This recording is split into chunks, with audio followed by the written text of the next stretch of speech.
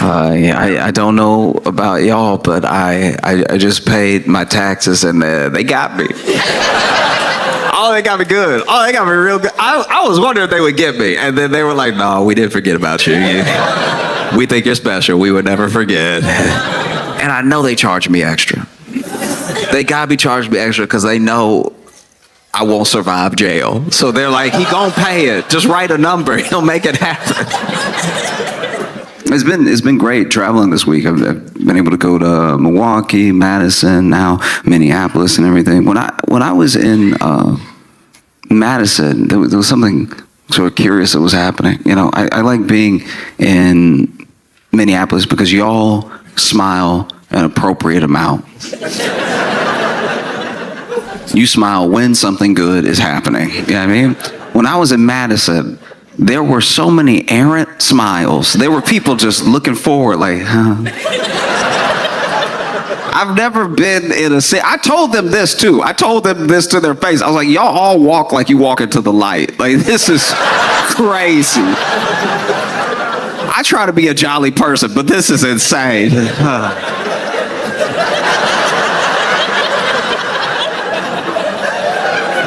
Nah, man, what? It was wild. And when I was there, I like when people are happy. I hope to make people happy, but when people got a little bit too much of it going on, I do have to get to the bottom of it. You know? And so I did do a couple things. It's something I like to do in any city when I see too many people smiling when I get there. I immediately go to that city's Yelp. Because I'm like, there are problems here somewhere. We just have to find where they are. You know what I mean? Not everything is a 5-star experience. Not everybody gonna give a 5-star. And it didn't take long. I found a 1-star. I won't name the establishment, but the review simply said, their old fashions taste like barbecue sauce.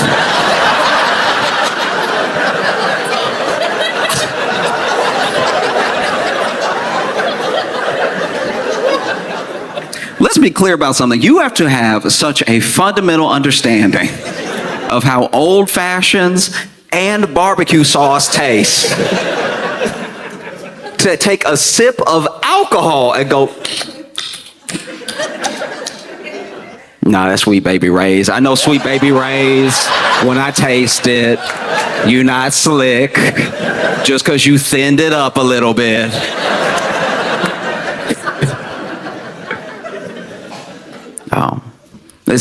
It's tough too, because when you're dealing with some of this happiness in different places, you wonder, did y'all get taxed? Do you know what I mean? They must have skipped over y'all if y'all so happy all the time. And I think sometimes taxes feel extra difficult because when you pay them, you feel like you're paying them for everything that happens next, not to pay for the life you were living up until that point. Does that make sense? Like it's like when you pay rent, you're paying rent to keep living there. But when it comes to taxes, you're mostly paying for everything that already happened, that you already enjoyed or didn't enjoy, depending on the city. And I think that if you got something back with your taxes, let's say you pay your taxes, they give you that tax return and everything. You can read all the numbers, why they say you owe what you owe or why you got back what you got back. And then they list next to that what they paid for with it.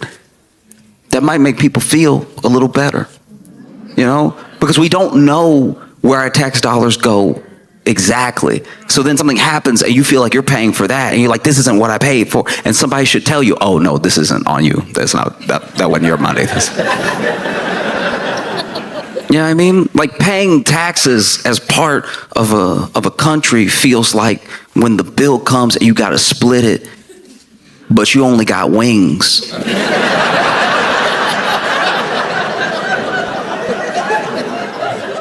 Like, hey, I got 6 wings. All right, there are 6 sets of bones in my basket. I didn't take any errant bites or anything. And some of y'all are alcoholics. I am not prepared to split this bill with you. You have your barbecue sauce old fashions. You have your... Not down for this. Because everybody's having some money troubles right about now. I mean, from all different ways. People are getting squeezed in lots of different directions, you know? Like we already know, tariffs are almost old news now. But the fallout isn't. The fallout is fresh. The Dow has only dropped by 1,000 points 11 times in history. And 4 of them were in like the last 2 months. Like this is very bad. If this were a roller coaster, this would be the part of the ride where your neck breaks. Like it's just... Engineers don't build this way. This is not safe. And you see it through the tariffs. I've talked about it before, but those people on the money channels, they're still a bit nervous.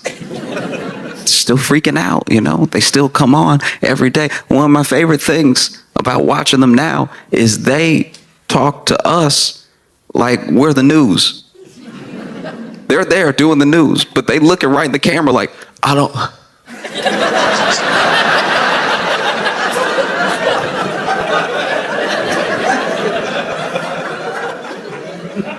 What y'all think?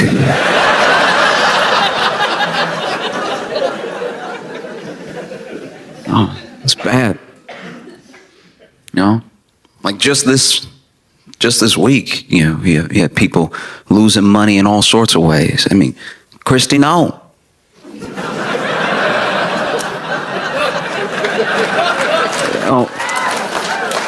Christy Noah was at a restaurant, got her bag stolen, right? And I don't know.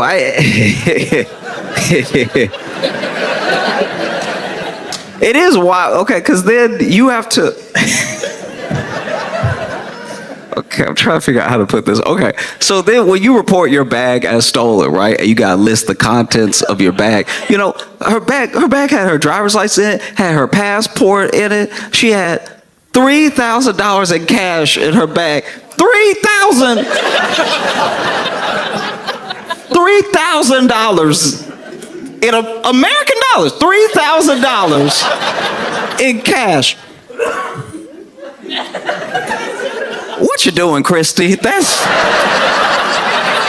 $3,000. North American, South of Canada dollars. She had $3,000. That would make sense if this was like the 90s. You know, it's the 90s. You got it like that. You got 3,000 on you. You know, okay, you might see a food truck, want to treat the town.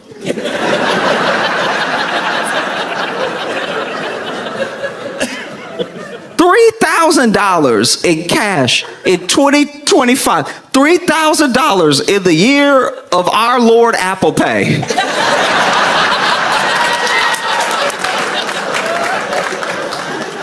If I had been the cop that she reported to, that the business, she told me, listen in the back, oh, my DHS badge, my passport, my driver's license, so much stuff was in there. I had a couple of Jolly Ranchers, and oh yeah, $3,000 in cash. I'd be like, oh,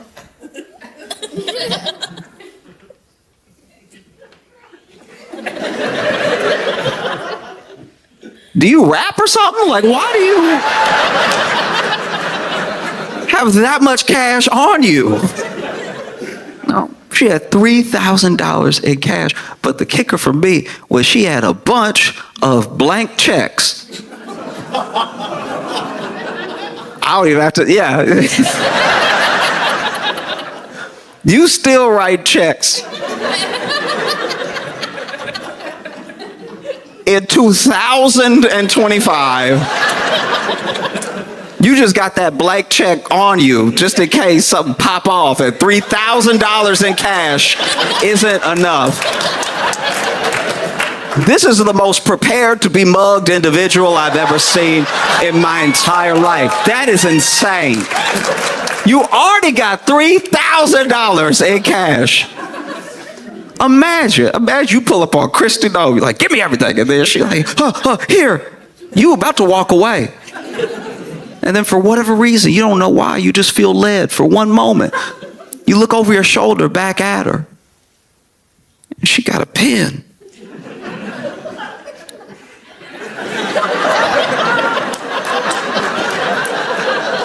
You said give you everything. You know?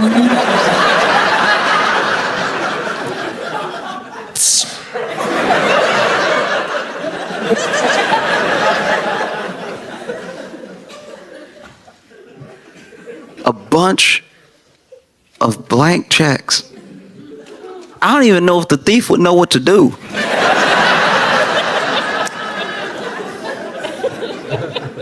Like, there used to be whole departments dedicated to check fraud. And now it's like 2 dudes. People are not writing checks like that anymore. I bet you they dump the contents out. They're like, oh, we score. We got $3,000 in cash. We got her DHS badge. I'm sure she's going to want that back. We got her passport, her driver's license. Oh, we got everything.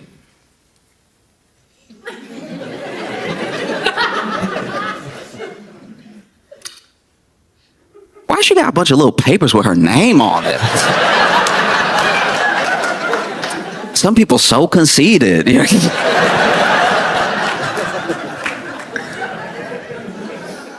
No, because I had an incident happen to me when I was in college, where I left for the break, and when I got back, the RA, resident assistant, comes up to me as soon as I get back on campus, and she's like, hey, I'm gonna walk with you to your room. Now, you could get in trouble at the school I was in. It was a dry campus. You could get in trouble for like having alcohol in your room, or like if they found anything. Sometimes if there was even a whisper of something in your room, they'd at least want to check it out. And so I didn't know if maybe somebody had said something. I lived in my own room. I had my own like dorm room by myself, and so I was like, I know nothing should be in there that I don't know about, unless maybe I left it unlocked. Somebody put something in there. I don't know. So I'm kind of freaking out on the walk to get to my room, and then I go ahead, I open the door, and before I open the door, she's like, okay, don't freak out. And I was like, that's not how you start. It's the least helpful way. She's like, don't freak out. While people were gone on campus, there were a series of break-ins, and your room was one of the ones that was broken into. Right? Now, this isn't like me being like poor me, but everything I had is everything I had. Right? So I like the stuff that I left there, I have one of everything. Right? And same for the stuff at home. And so I'm opening the door thinking like, oh my gosh. Like, I don't have money to replace things that might be missing or broken, you know. So I open the door, and my room is trashed. It's like fully ransacked and everything. And then she's like, you just make a list, okay? Make a list of everything that's missing, and we'll figure out if like the like Department of Public Safety on campus and the school at large can like help you recover some of it, or you know, maybe, who knows, maybe the school can like come up with the funds to help you get the stuff that was missing. And so I look around, and I'm moving clothes out of the way and all this stuff. I open my closet. They were in my closet too and everything. And it takes a little while, but quietly I realized to myself that they didn't take anything. This.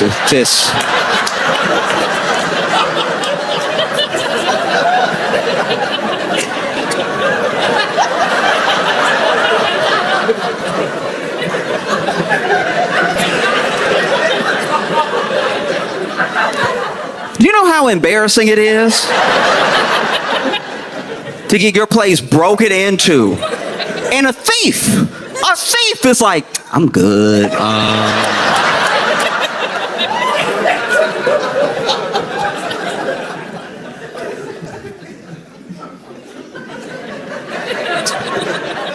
do you do? What do you do? You know, I'm in my head, quietly walking around. You know, RA is still standing in the doorway and everything. I'm getting defensive in my head. I'm like, all right, I got a couple of good DVDs. All right, they not Fight Club fans? Like,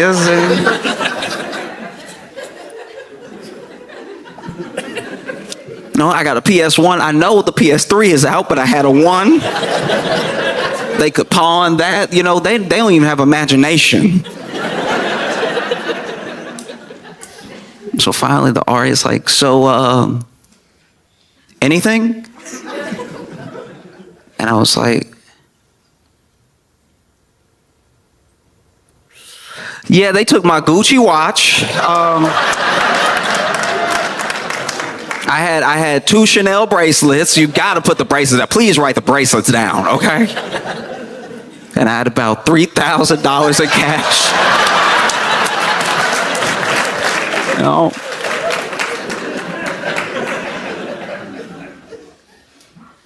It's difficult when people are feeling like they're squeezed so much financially. Like there are things that you have to pay.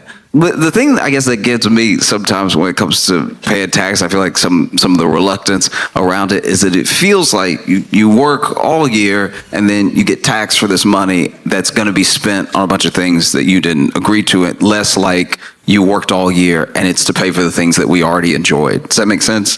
Like the framing of it, I think, is why people have such a problem. You know, like if you just sent back the tax return and then listed the stuff, yeah, I mean, we might be like, oh, I didn't know that I kept the bridge open. That's good. That's pretty good. I use that bridge every day. I'm glad it's not in shambles. Oh, that's fantastic news. You have to pay your taxes not just because the government is telling you to. It's not the government being some big bad meanie or something. It's you live here. And you use the road, so maybe chip in so that it doesn't fall all the way apart, you know?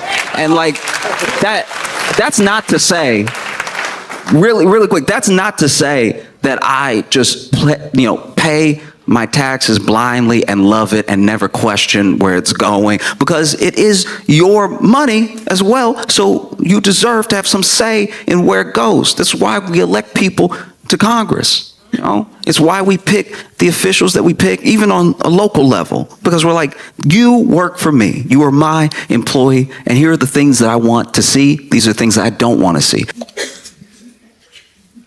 It feels like in this moment we're in a real predicament of, I guess the best way I can describe it is I used to work at a store, and when I worked there, they promoted this one guy that was like, one of us, one of the cashiers. They promoted him, and they really shouldn't have done it. They clearly weren't paying attention. Like I was barely a good employee, and he was worse than me by far. And they promoted him. I was like, that blows my mind. And I wasn't jealous. It wasn't like I wanted a promotion. I felt like my duties to my level of commitment were right on par. Like I was like, let me stack the grapes, let me stock the shelves. Don't ask me to do more, and I promise not to do less, okay?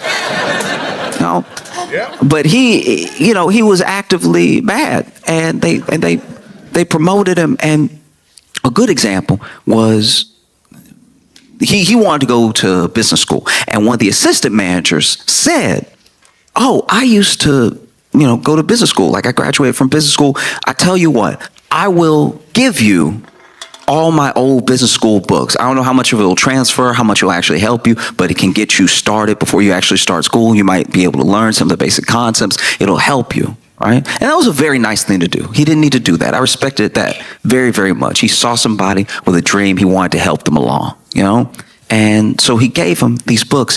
And I'm not even kidding. The next day, this dude comes to work and accidentally knocks over about a pallet's worth of wine because he was walking while reading the book.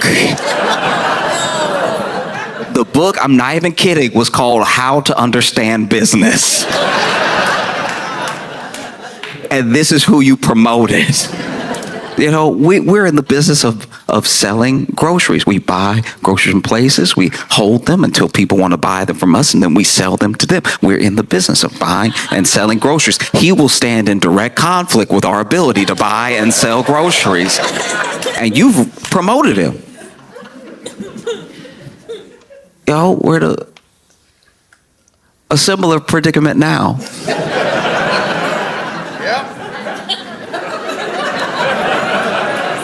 As a country, we're in a similar situation because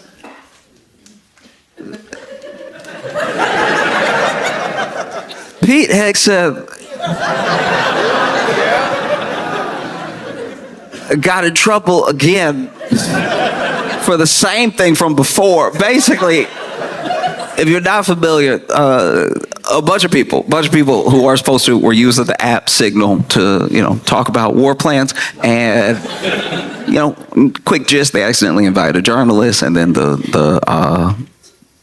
mission kicks off. They do the attack. The attack is successful, and everyone finds out, and they're like, that was dumb. Don't do that again. And everybody was like, we can't promise that. Like, that's not... Okay. Well, fast forward to rewind, we are in the same situation again, because unbeknownst to, I guess, anybody at the time, Pete Hegseth had not only been using Signal to discuss war plans, he had a whole other channel where he was just talking to his wife, his brother, and his personal attorney. And you couldn't. This is what genuinely bothers me. Like this is what actually upsets me about the whole thing. Some people are upset. They're like, I can't believe they were discussing such sensitive information that should have been. They can say it's not top secret. They can say it's not classified, but it's at least something that we should hold tight until the mission happens. And he's just discussing it plainly on this app that could be hacked. And it's like those things. Discussing it with people who shouldn't know isn't actually my problem. Maybe this is my own hot take, but I feel like that sort of thing happens all the time. I think anyone who's like married to someone in government, anyone who's married to someone high up in any business knows some things that they're not supposed to know. That's like human, actually. You don't think Michelle Obama? You don't think Michelle Obama was kept up at night knowing stuff she wasn't supposed to know? Do you know what I mean? You think Michelle Obama was in the White House like, Barack, what's wrong?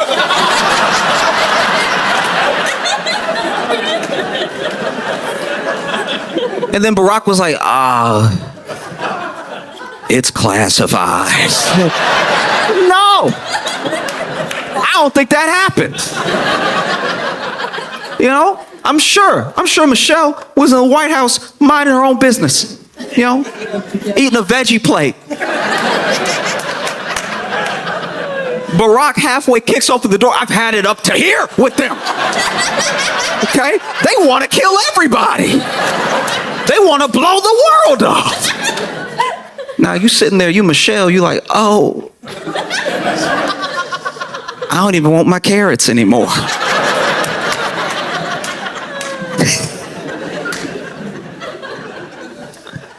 Oh, no. The thing that bothers me is that Pete just couldn't be professional, and wait for an hour till he got home to tell her in person. Like, just do it the way people normally do it. Walk in the door, be like, you won't believe. Like, that's the way you do it. But when I pay my taxes, I do get upset when I see it blatantly being misused. Like when Pete Hegseth is supposedly building a $40,000 studio in the Pentagon to do his makeup before he goes on TV.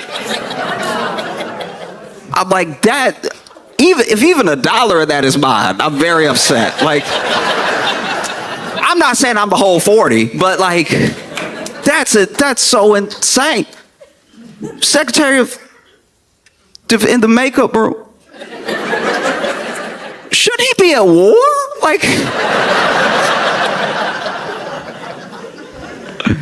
Um, every once in a while, you come into contact with somebody that you know from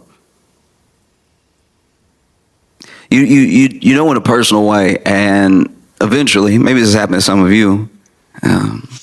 You turn on local news and you see them, and you're like, I knew it was gonna be something.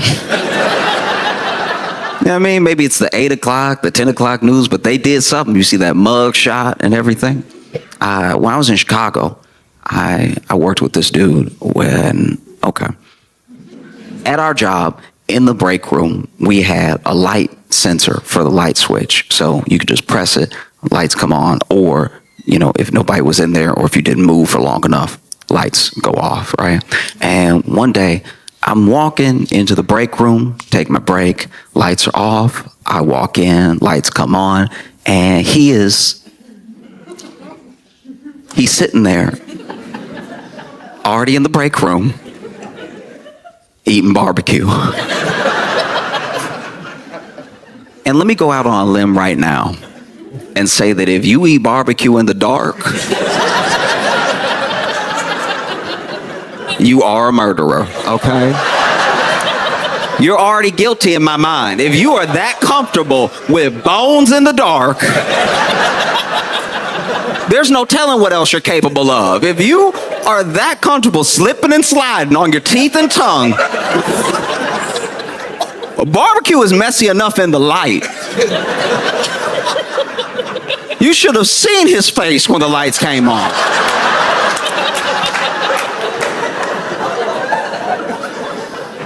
It was insanity. And then I walk in and he not even, if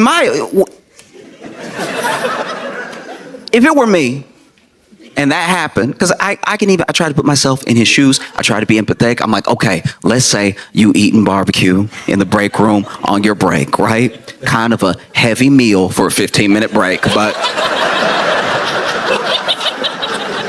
to each their own, you know what I mean? You go be sleepy when you come back, but I want everybody to enjoy their life.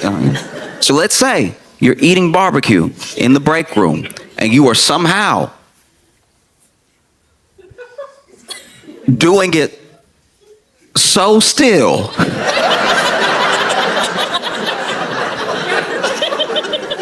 I'm not saying he should be hitting the rib like corn on the cob.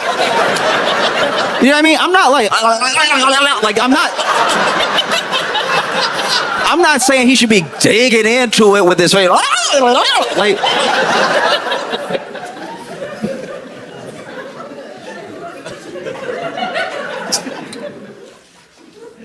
in case you're wondering, that is, at least in my mind, the sound you make when you eat barbecue in the dark. Like that.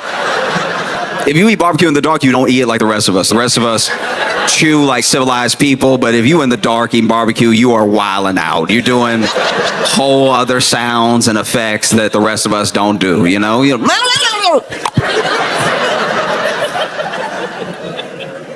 I'm not saying that you need to be doing a bunch of extra movements when you eat your barbecue. I'm just saying if you're doing it so still,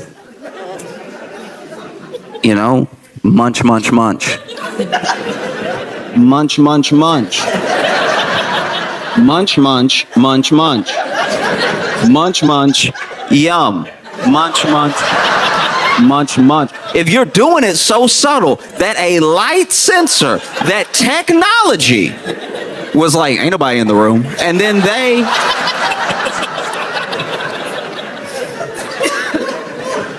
decide to shut the lights off on you, and you still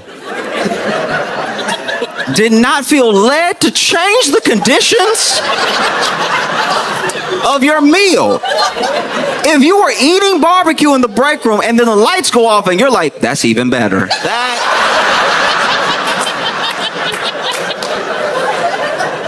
That tells me you're not right in the head. Something is going on with your mind or your spirit. Something is evil in you.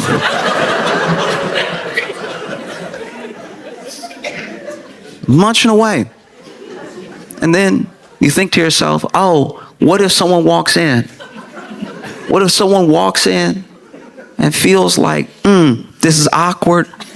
This is weird. I would hate for them to judge me and my entire personality based off of one instance, you know? Maybe I should get up and paw my way, if the lights don't come on, to the light switch and press it so the lights come on and the room is once again filled with God's holy light.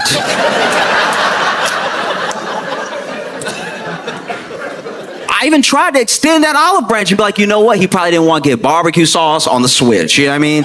Maybe that's what it was. Maybe he thought if he was flinging his hands, he'd get barbecue sauce on the walls. That would look even scarier because now I walk in, the wall's red, you got a bone in your hand, you munching away. Really try to put myself in that headspace. Try to be fair to him. And after I got through thinking all those thoughts, I was like, nah, the whole thing was weird. No, I was right. It's insane.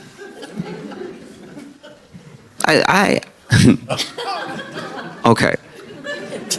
Side note. I left that job, right? And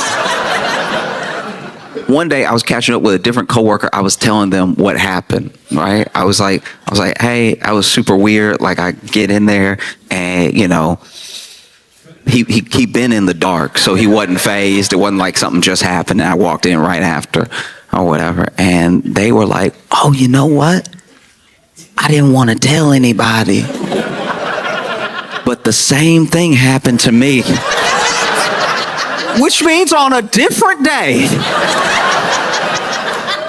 this man was eating barbecue so gentle that he lost the light again.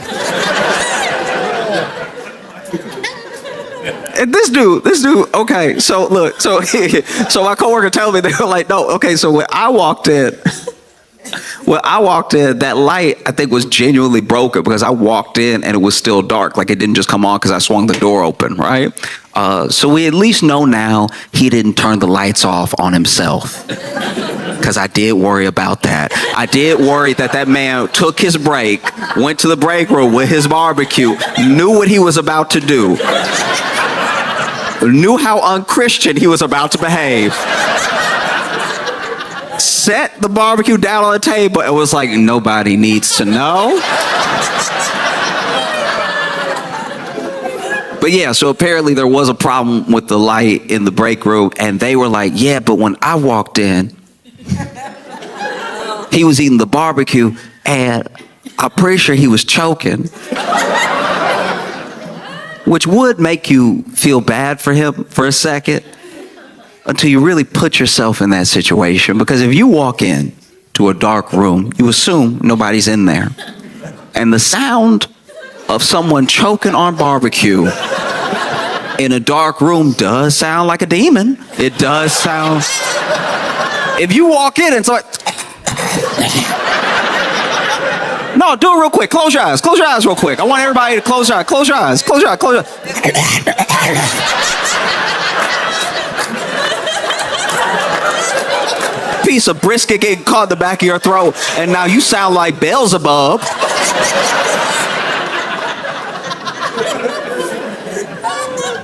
No. And so then when the light from the door spilled in, they saw, and they couldn't really make him out because they were kind of blocking the light themselves, just standing in the doorway. And they said that they just saw him like eating in the corner. Which, why are you facing the wall? I forgot to mention that. That happened to me too. He was facing the wall. It's already dark. You don't need to worry about being seen. But he's facing the wall going.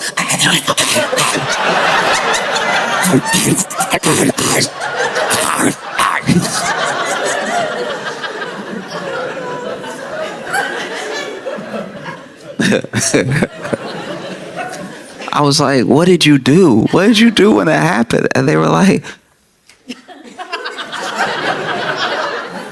I thought it was a demon. I yelled out loud, I rebuke you.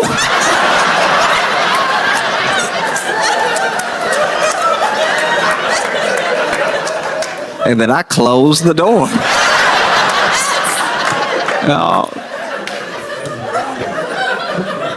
Oh, man. So then, I'm chilling in my apartment in Chicago and watching the news.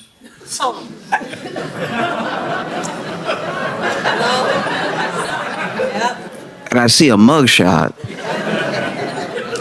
with a familiar face who had been arrested for trying to rob a barbecue restaurant.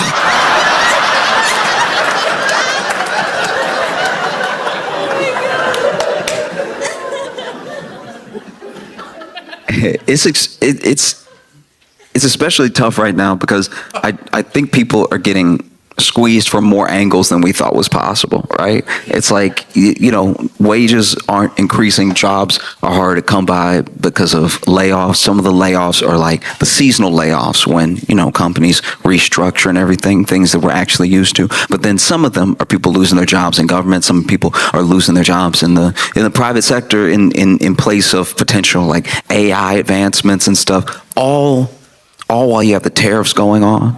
And I truly believe that some of it is preventable. Obviously, there's going to be ebbs and flows with every economy. There's going to be ebbs and flows with every country throughout its history of how rich it is or how markets fluctuate. Some of these are unforced errors, and some of these are things that just happen, but it's all happening at one time, And I think very basically, I wish everyone could agree on it, but we're not there yet, that just by being human, just by virtue of being alive, you deserve access to basic necessities, the most basic of things, right? And especially if you're working. If you are working full time and you're still struggling to get the basic, we're talking about food, water, and shelter. We're talking about the most basic things. And I think sometimes when you bring up the people who are having a rough time, they're having a rougher go of it than is just, right? Life isn't fair, but you build the scale so that things can level out, so that they can be just. And when you talk about people who are having a rough time, who need extra help to try to get level, and they're working, they're doing their best. I think people conflate that with people who want luxuries or they want something for free. These people are already working. We are the hardest working country in the world. We clock more hours than anybody else, and we every year have less and less to show for it. We have less to show in healthcare, we have less to show in education and possibility of upward mobility. Every year we work harder, and every year we have less. We take less vacation days than pretty much anyone in the world. And for all of our hard work, we are not seeing the fruits of our labor. And there are people who will tell you, oh, but if you just work a little bit harder, if you just do it this way, oh, I'm smart, I figured it out, you will too. It's people who are not addressing the fact that everyone does not get a fair shake. Like, you only need to look at me as an example. You don't think I want to be in the NBA?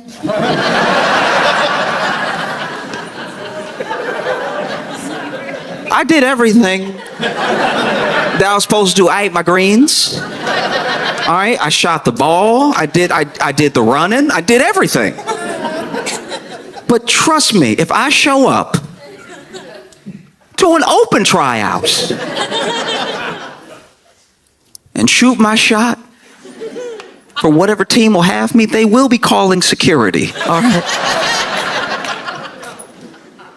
And finances work in a similar way. I'm not coming down on anybody who came up well, went to a good school, and then through that good school, you made a connection, which got you your job, which affords you your lifestyle. I'm not saying you don't work hard. I'm saying everyone doesn't have that same opportunity, And I think that at the very basis, right? At the very basis of food, water, and shelter, people get it in their head that even shelter means, a lavish house or something. Lavish. I'm not talking about lavish things. I'm talking about enough to get by. Everyone is fighting to get by. When you talk to people who don't have about what they want, they just want to be level. They're not asking for expensive, lavish things like outdoor furniture. patio furniture is ridiculously expensive. It doesn't make sense. It doesn't make sense. It's literally outside. You don't even want it in your home. It's almost trash. I don't care how comfortable it is. You literally let it get rained on. You know, you buy it from a store and then you bring it inside for a second just to take it out to the backyard and leave it there. And it's too expensive. It's crazy. In fact, when the outdoor furniture is inside, that's when you know it's bad. When I was living with some friends in college, their lawn chairs were the chairs. And I was like, we in a bad situation. We're not doing well. You got the patio furniture in front of the TV. We about to die tomorrow.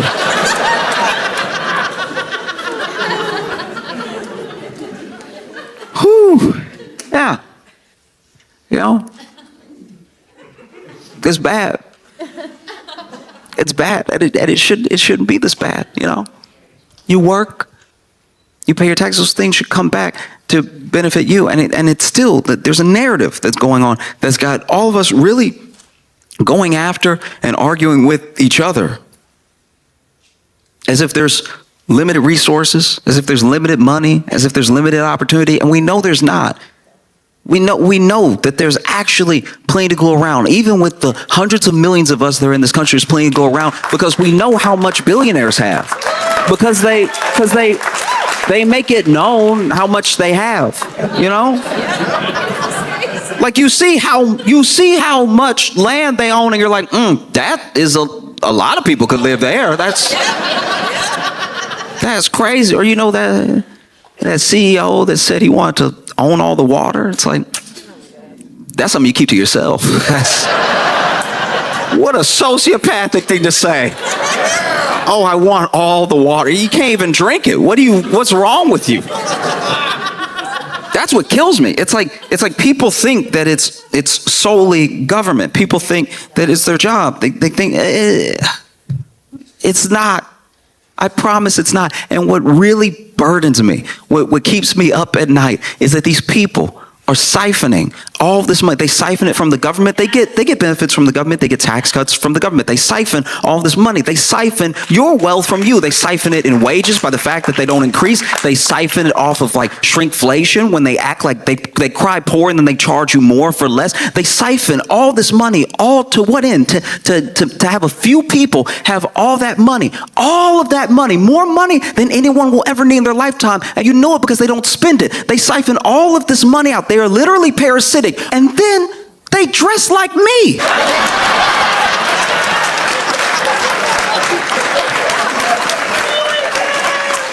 That's so crazy. You have all the money in the world and you look like me. What are you doing? That's so crazy. Oh, it doesn't have to be this way. And I know sometimes you can feel powerless, especially when the big thing is happening, when the big thing is just going, you know. But with a movement towards any action that is based in the people's wishes, it has to come to fruition in any instance. And you see it all over the world. You see people rise up in whatever form it takes to make their voices heard. And it's still very much possible. I know that there's a narrative out there that you're like a cog, that there's nothing you can do, and that you might as well just scrounge up as many pennies as you can to get by, and that'll be the best you can ask out of life. You know? It's to the point now where even people who cross over that $1 million threshold, they enter that tax bracket, they still feel that way. You could make $500,000. You could have $300,000 saved up, and you might sell something within your company, make another $200,000. You might cross that $1 million threshold, even by just a little bit, and still be like, I'm barely getting by. And people roll their eyes at that. They scoff at that. But the way that things are set up, unless you are uber rich, is very easy to drop right out of that tax bracket. None of that is certain. You know, small business owners, some of them could be considered millionaires, but they'll tell you, they're like, my actual business and the people that I care for, the employees that I employ that depend on me for their benefits, for their livelihood, it's like we are month to month, right? So this structure doesn't end at just taking care of yourself. And it is why everybody, to the best of our ability, we have to be looking at the whole. The way that they play it is the way that benefits them every single time. Someone who's already a billionaire would love for you to just try to be like me. You can do it if you work hard enough. That's the narrative out there. They don't talk about how many government benefits they get, how many tax cuts they get, that they were born rich. They don't let any of that into the story because it would kind of ruin the whole thing. You know what I mean?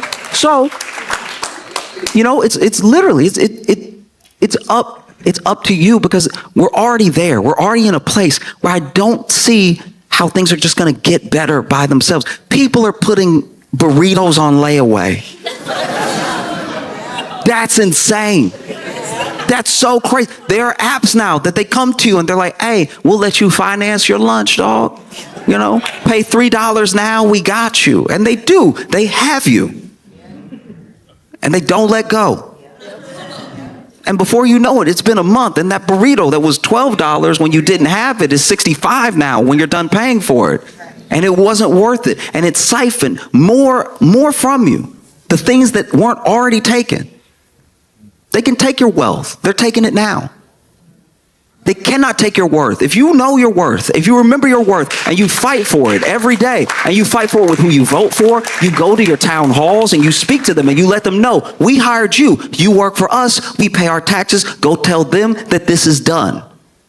It doesn't have to be this way. We can demand more. And the thing that we're demanding is not some sort of handout. We're demanding our work back to us in proportion for how hard we've worked.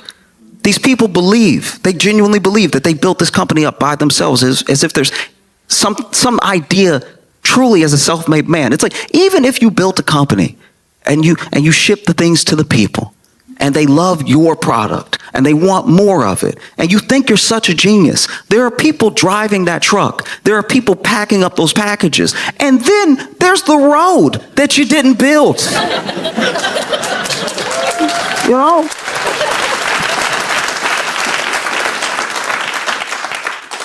In what world should it be like this? That's crazy. And then the narrative gets put back on us that we deserve these pennies, that we deserve such a small share of the thing that we helped build. Look around.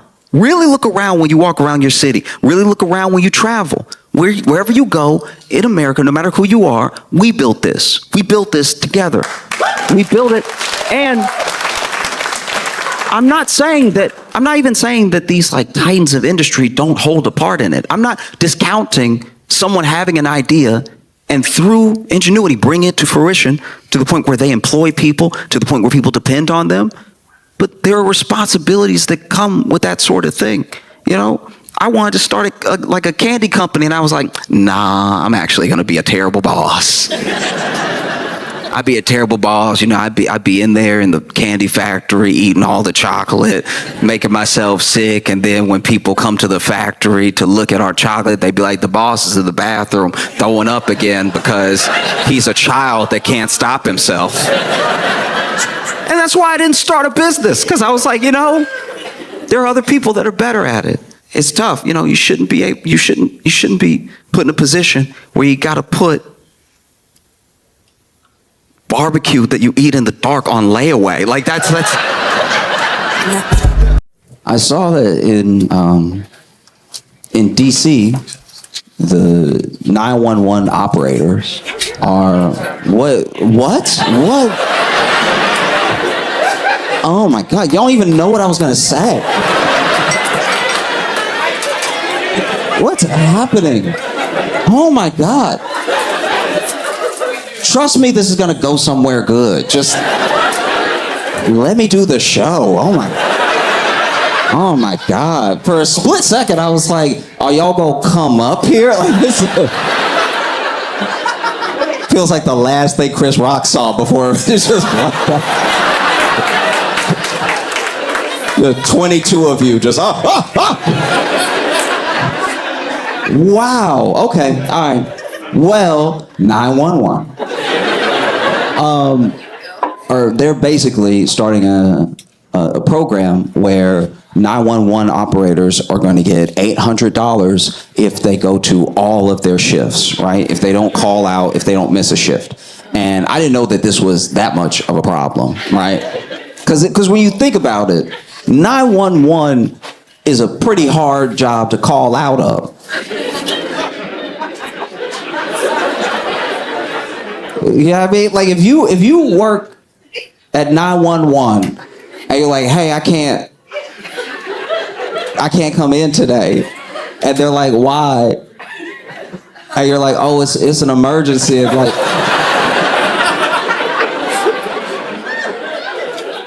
oh, tell me about it. Tell me where. No, it's personal. But yeah, apparently that's been happening. Apparently there's been very, very few shifts that have been like, did you call them or something? This is you were like,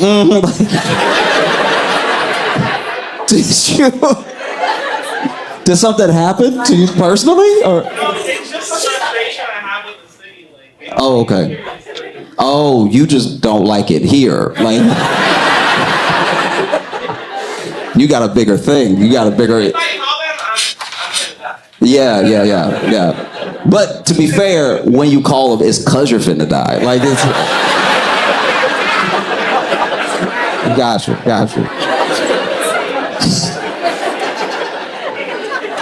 This is my thing. It's like, it's gotta be hard to a certain degree. I try to give people a little bit of grace because it's gotta be hard to like take those calls, you know? Because whenever I get an emergency call as a friend, I don't handle it well.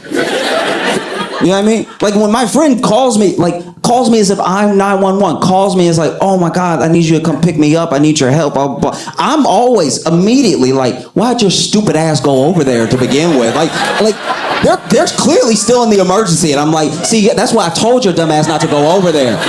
Because you love hanging out with them. They make you feel cool and everything. But now that somebody got popped, now you want help. So now I'm supposed to come over and get shot so I can prove I'm really your friend.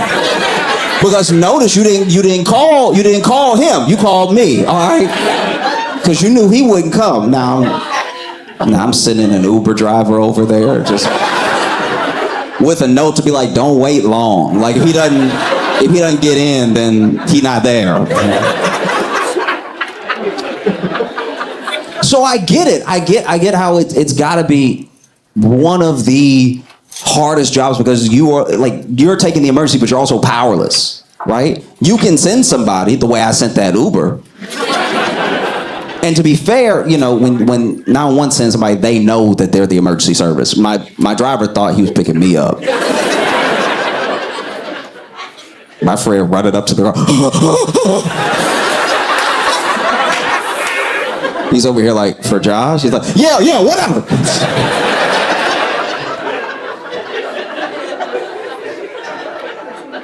You know, so it's like you're in a tough spot because you are genuinely powerless to what's happening, and you must hear just the worst stories, just the worst things. You know what I mean? Nobody calls to chat. You know what I mean? Nobody calls 911 to be like, "How's your day going?" Does anybody ever ask you how you? You know what I mean?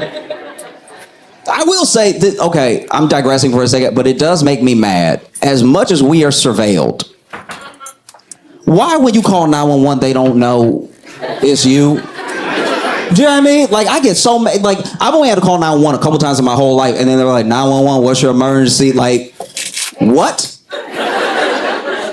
What are you talking about? What is my emergency? Who am I? And they're like, where are you? I called from a home phone. I called from a hard line. People don't even have those anymore. You don't know exactly where I am right now? It's like, no, we actually can't trace the call. Oh, okay. You want to come find? I'm going to kill the president. Can you find me now? Like,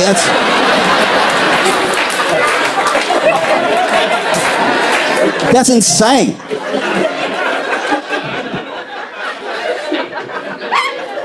We can't tell where you are right now. We don't know. What? You know my whole browser history, and you don't know You don't know where I am. All right, whatever. But then, yeah, people have been calling out. So now they've started this initiative to be like, hey, maybe. And look, I don't know what 911 operators in D.C. or anywhere in the country, I don't know what they get paid. I'm sure whatever they get paid is not enough. Because I'm sure that every day, no matter the situation, at least one tragic thing happens that they just have to take home with them. You know? And then you have to take the next emergency like you didn't just hear the last emergency. You know, because nobody thinks about that. When you call 911, that person probably wants to tell you, "Can you give me a second? Can you give me a second?" Because there was an active shooter situation, and then they just hung up. So now I'm talking to you. So I'm sorry. What's that about your chest pains again? You know, so it's got to be incredibly difficult. I understand why you wouldn't go back. I've quit jobs for far less. I think if I worked at 911 and I got a bad enough call the first like 5 calls, I'd be like, y'all, this isn't for me. I'll send money or something, but I can't. This is bad stuff. I don't have the help in my heart that I thought I had. You know what I mean? Because then also you have to you have to not be the problem. Like there's a show called I Survived that I will watch sometimes with my girlfriend, and it's amazing how many times the 911 operator isn't just not helpful. They're like actively contributing to the emergency, because then the person will call and be like, hey, there's somebody in the house. What? There's somebody in the house. You gotta get over here quick, because there's somebody in the house. It's not you?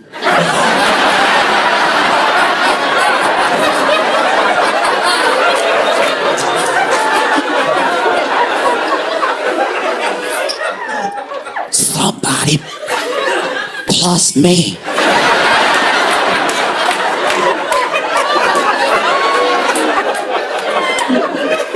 Is in the house. What room? I don't know what room. But they're not supposed to be in the house at all.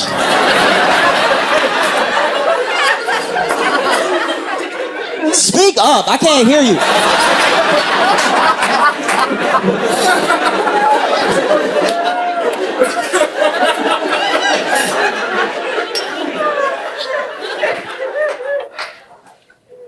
Your voice down. Look, don't get attitude with me. You called me, all right? Don't get an attitude with me because you called me, all right? I didn't call you going, hey, how you doing? You called over here, okay? I'm sorry. Just keep your voice down.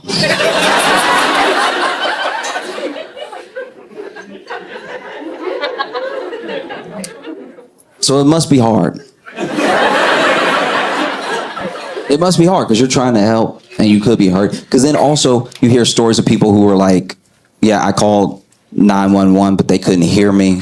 So then they hung up. I'm like, how do you not have the good headphones? I'm talking about every 911 operator. I don't like that little thing that Halle Berry had in the movie with the little mic and the little earpiece, and it was only on one side. No wonder they can't hear anything. I want them to have the big old cover the ear, cover half the head headphones. You know, the ones that gamers have? You hear everything. When I play games, I can hear this kid's mom's footsteps in the hallway on the way to knock the controller out of his hand. Like, you can hear everything. They got them fighting. Not enough resources, not enough people. Because honestly, it's like, look, you know, we can criticize, but it's like, I really don't want to do it.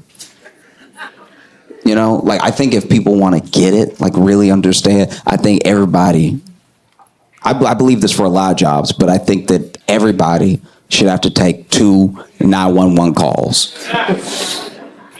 Just because you would be like, All right, so I let both mine die. That's my bad.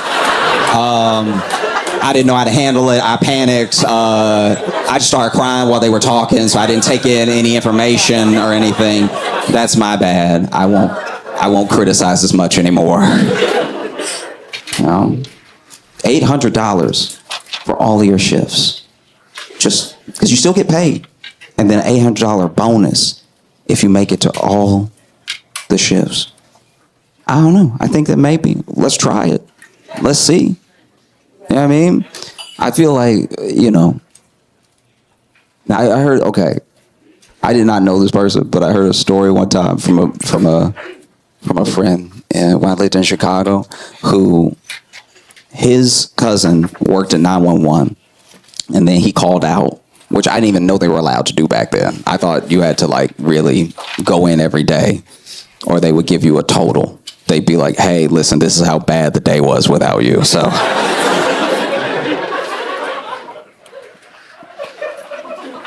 As an incentive to keep you coming into work, right? But basically, his boy called out, and then while he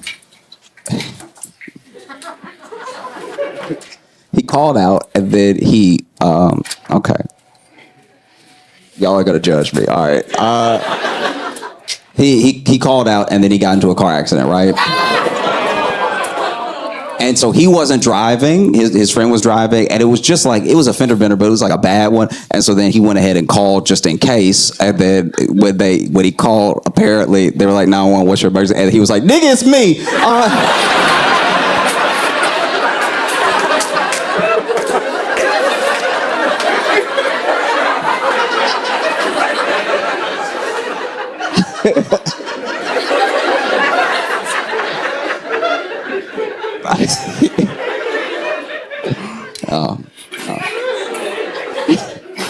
Must be tough.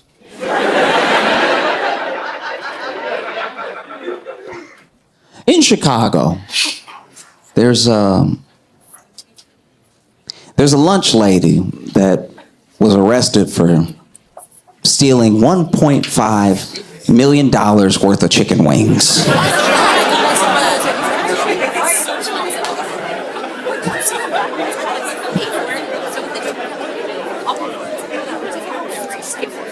As soon as I read the headline, I was like, I have questions. How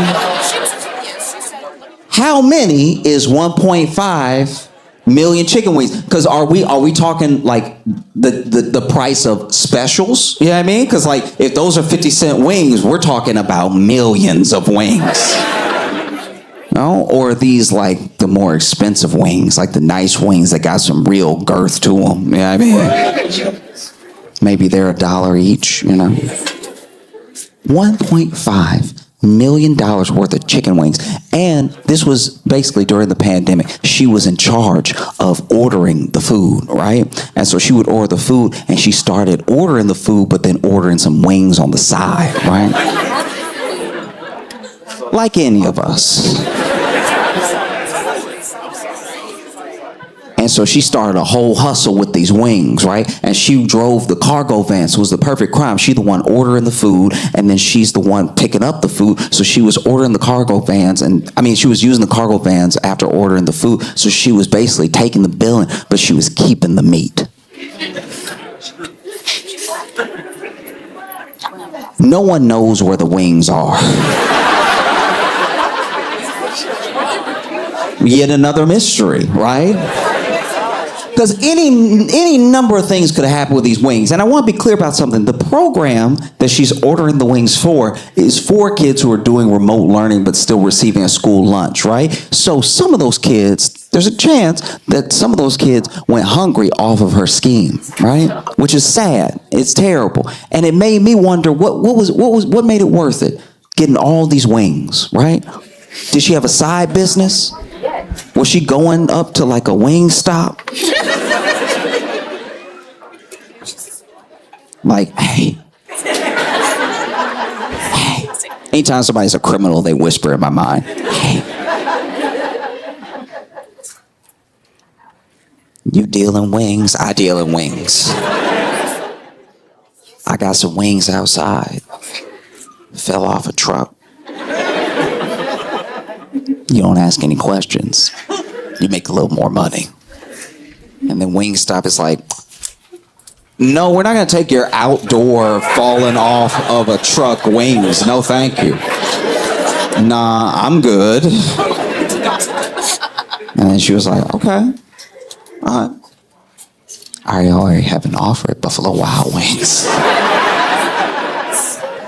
Because I'll tell you what, I have been to some wing places in my life where you eat the wings, you're like, this has been on the floor. Like, this is not good. This is no reason they charged a quarter, all right? This is bad. So maybe she was flipping them. Maybe she was going over there with cases of wings to like local restaurants, being like, hey, just go ahead, serve it to the people. They're good wings, right? If you buy wings off of her, you got to be watching your dining room floor that night like, nobody dying. I guess it was some good wings. Okay. Really made a deal. And then I had a friend point out that perhaps, she was doing some sort of Robin Hood thing where she knows, because she's been working in the system for, about a decade, that a lot of food goes to waste. Maybe she was ordering food to give some food away, which is fine. I'd like to believe that little like chicken wing Robin Hood type angle. You know what I mean? Like an angle where she just is out on the corner deep frying in real time, just like feeding the hungry. Get over here, burn your mouth on this, But even in that scenario, you had to take food from a kid who was already hungry. And one of the reasons they caught her is that when they were checking the budget, they saw that the district was $300,000 over budget. You got to be more careful than that. Like she ordered all these wings, I guess in the period of like a few months, which is going to be noticed, right? And one of the reasons they caught her is because the schools don't order chicken wings.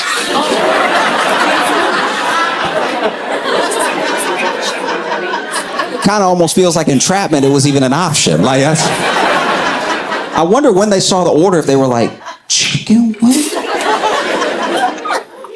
Okay, we'll do our best. But they don't do chicken wings at school lunches because of the bones. Yeah, because you have dumb kids that'll eat them. Like, I don't know. I'm not saying I'm brilliant, but I always knew not to eat a bone. I don't know why we coddling these children. Go ahead and, let the kids have some real flavor in their lives. We can't have flavor because there's one kid gonna try to eat the whole thing. Oh, it's annoying, but it is crazy because when you think about it, if she had just stuck to like chicken nuggets, she'd be running an enterprise right now. Because I'd like to believe, just me personally, that she was like a chicken wing kingpin. At 7 figures, you're doing something with those wings. You know what I mean? I'd like to think that, she'd be showing up to the drop and everything. Looks like The Wire, but it's for chicken wings. She shows up with the wings. They don't show up with the money, And she's like, oh, you don't have the money? Okay. Grab them. And then two goons run up and grab the dude. And he's like, wait, I can pay. I swear I can pay. And then they make him put his arm in like a chicken wing. You know what I mean? And then they put his arm on the hood of the car and he had a chicken wing. He's like, no, please, don't do it, please. And then one of the goons just stomping his elbow, like just something that really hurts. They send him away. He's like, oh. Don't forget the money next time. Because when I saw her mugshot, it was crazy. Because, she's a bit older. I believe she's like 66, 68 or something like that. So it's kind of odd when you see an older person in a mugshot. Because she over here looking like Deadpool's roommate. You know what I mean? I was like, how you look like a lunch lady and guilty in the same picture? You could tell she had served some lunches too, just from the picture. That picture had a little sass to it, just a little like.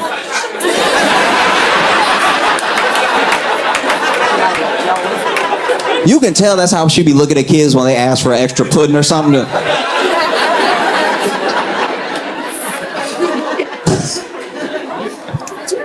Oh, that's tough though. They gave that woman 9 years.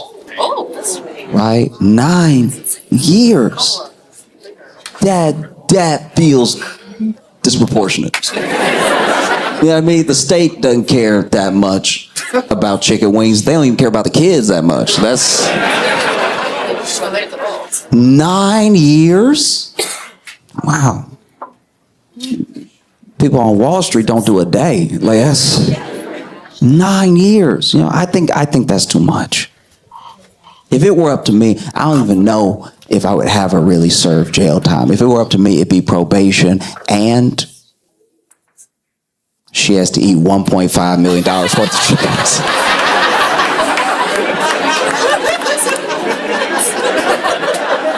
Oh, we know what you having for lunch for the rest of your life, ma'am.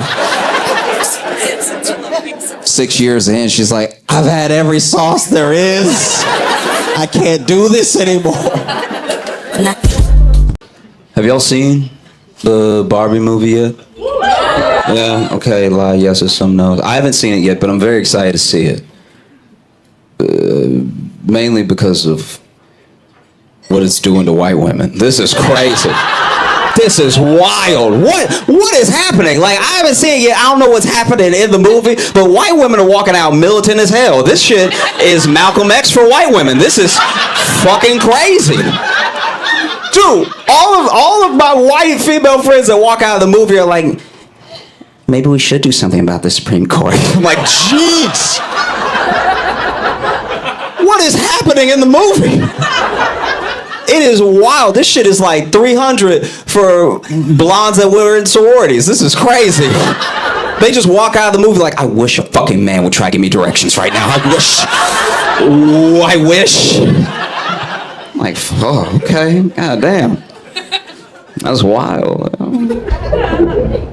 I used to be a very chill person. Nothing ever bothered me. Nothing ever got to me. Everything rolled off my shoulder. Turns out I was just 17. I should have been chill. I wasn't paying any rent yet or anything. Now I'm in the real world. I'm very upset. This is horrible. And it sucks because when you're at every stage of your life, you feel stress. Every part of your life you felt stress. But as a kid, you think you know stress. Like you're sure that you know real stress as a little kid. Most stressed out person I ever met in my entire life was in elementary school. We were both 6. And this is the most stressed out to date. I've never met anybody like this. This kid was walking around like he had a full pension he was about to lose. Like he would crush his juice boxes when he got done with just so much like he had a mortgage. It was crazy. I'll never forget this. There was one time I went to a Montessori school, so we got nap time a little longer than other kids. And I remember we both 6 years old laying there. It was nap time, and nap time was the only time the teachers got a real break from us. But they needed all of us to be asleep, and he was just eyes wide, looking at the ceiling, and thinking about an annuity or something. Just like, and sure enough, teacher walks up to him very sweetly. I remember because I was laying next to him. She's like, "Is there anything I can get you, or like, do you need an extra pillow or something?" And like, I wasn't asleep, but I was dozing. You know, there wasn't anything on my 6-year-old mind. I was chilling. But what he said woke me right up. It was the wildest. So she's like, "Do you need anything? Is there anything I can get you?" And he turns to her and said, "Naps don't help when your soul is tired." So,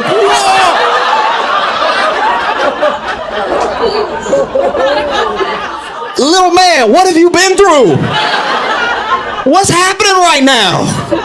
Oh, it was terrifying. It was crazy. I went to college for design, and It's funny how when you're graduating college, right at the end is when they tell you you could have not done any of this. It's like the dean is like shaking your hand and handing your diploma and whispering in your ear. It's like, you didn't have to.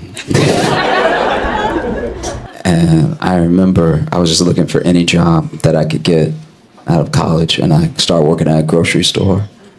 And I told them that I majored in design, and they were like, oh, you can design how we put up the grapes.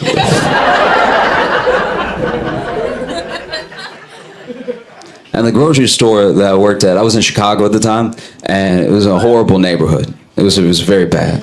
This was like an epically bad neighborhood. We had so many different characters because there was a clinic at one end, like it was like a methadone clinic, so a lot of people that were on or trying to get off drugs would just be around the store. And then there was also a mental facility, so the people who got out of the mental facility but didn't have anywhere to go would just hang out at the grocery store. So I was constantly in danger. I got used to it. And I remember we had this guy, he was a pigeon man. And my man, I don't know if he was homeless or not, but all I know is he filled the parking lot with pigeons. Pigeons loved this dude so much. This nigga was usher for pigeons. I remember one time there was this guy walking into the store that, I don't know exactly what he said because I was putting up the cart, so I overheard something rude being said, but I don't know exactly what it was. But he was like, why don't you get a job, you piece of shit? Like, said something that was way too mean to just be passing somebody to walk in a grocery store. It was wild. Pigeon man didn't do anything, just stood there chill.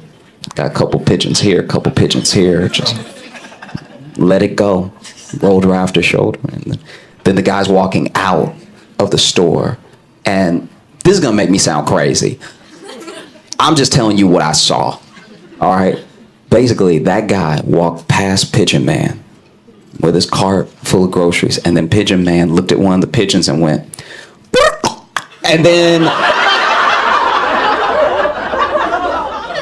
the pigeon flew into the back of that dude's head. And I'm not saying this man talks to pigeons. I'm just saying he did that, and then the bird did that. That's all. I'm just relaying information. Don't look at me like I'm crazy. I'm just, he went, and then the pigeon kamikaze the back of that dude's head.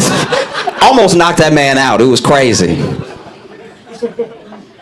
And then that's the other thing too, is that there were so many characters that worked there, but then nobody warned me. So I just started working there. But when you work in a bad neighborhood, they don't make the people that come and frequent the store part of the training. They should do that. They should be like, all right, look, on Wednesday, it's going to be a nigga in a dress. He gonna walk in, he gonna start fighting everybody, all right? So you just want to take cover, right? They don't do any of that. They're just like, all right, and then this is how you fill out your timesheet. Like, they act like it's a normal place. It was not a normal place. And so there was one day where this dude... This dude came in, walked in very casually, stopped right after the sliding doors, took off his shirt, took off his pants, and went, "I'ma fuck everybody."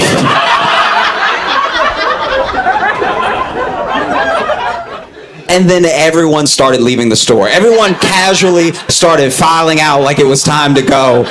No one protested. No one even stood to see if he meant it. Everyone was just like, all right, should have got here earlier. I was ringing up a woman in my line, and this old, 80-year-old woman, I'm not even quoting her, she was like, fuck those grapes, not getting fucked today. And just keeps walking out. It was insane. Because then this is the worst part too. They never had good security guards there. So then the man screams, right? And apparently he just does this. That's what he does it so much that customers were like, "This is when we have to leave. This is not. The bread's not worth it. It's fine." You know what I mean? And then, all right. So I don't know the name of it, so I can't put them on blast or anything. But they used this security guard service that was the worst security guard service I've ever seen in my life. I don't know where they were getting these security guards, because these people, not only were they not trained to they didn't secretly know Krav Maga or something like that. They also weren't big. So then this man rolls in, he's like, "I'm gonna fuck everybody," and then everyone starts leaving. And then the security guard, who I hadn't even noticed that day until this moment, because then I started scanning the grocery store for him. Security guard, I see him in the corner of my eye. He's walking towards me, and he's over here hobbling towards me. My man is 76 years old with a bad knee and just I think a metal ankle. I don't know what was going on with his legs. And he walked over and whispered in my ear, he's like, "Can you say something to him?" I was like,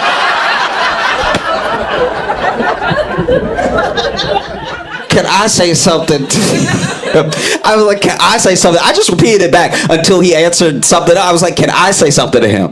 Can I say something to him? Like, can I say that? And finally, he's like, look, young blood, I asked them to give me a gun and they said no.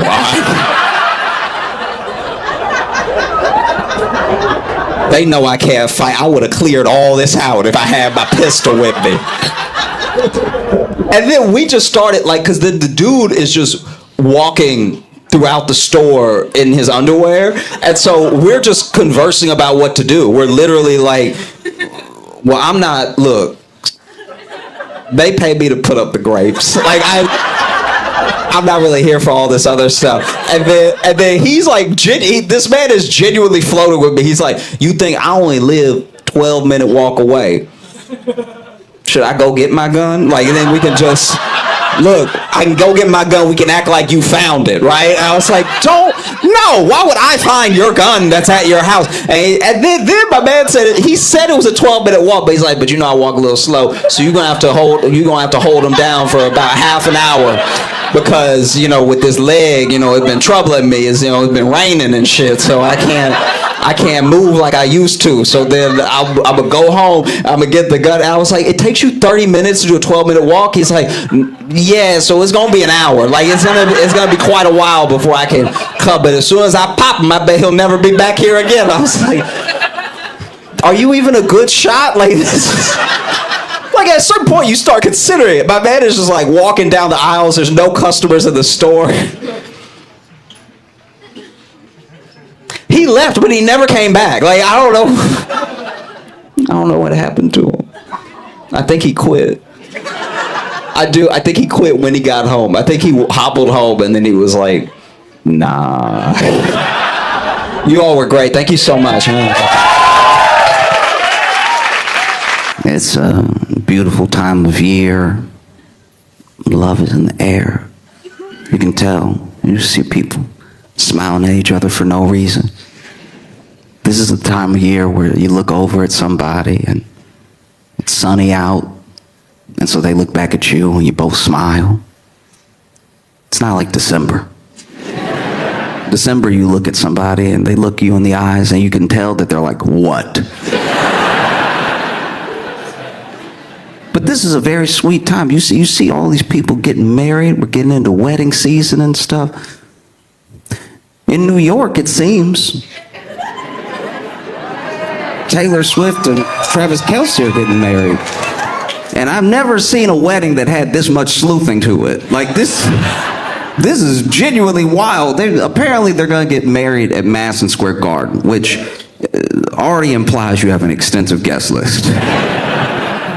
That's like the only billionaire wedding I've seen people get excited about, that they like want to know more about. Like, Bezos got married around this time that I was here last year, and he was getting married on like a super yacht, and people were like, oh, I hope it doesn't. Do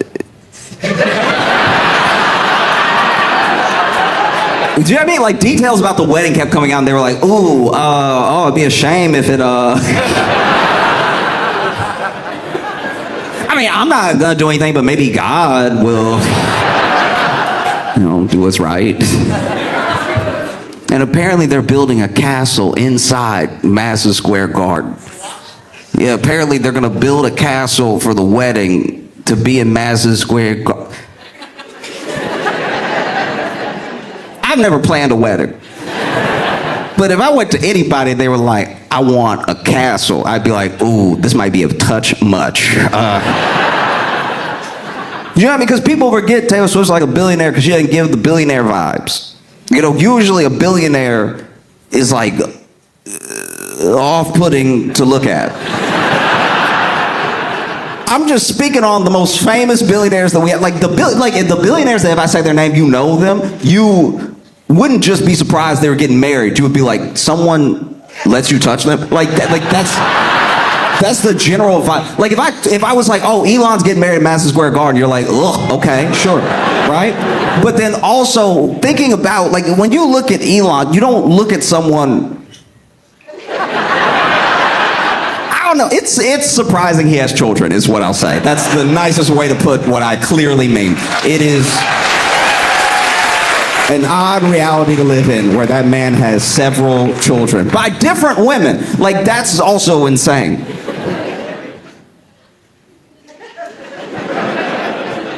But yeah, there's a level of fame that I imagine must be somewhat difficult. And I know people go like, "Oh, boo-hoo, they're famous and they're rich." And it's like, sure, but I think that there can be times where you would like to just have a regular moment, and that becomes impossible because you reach a level of fame where you're known all over the world.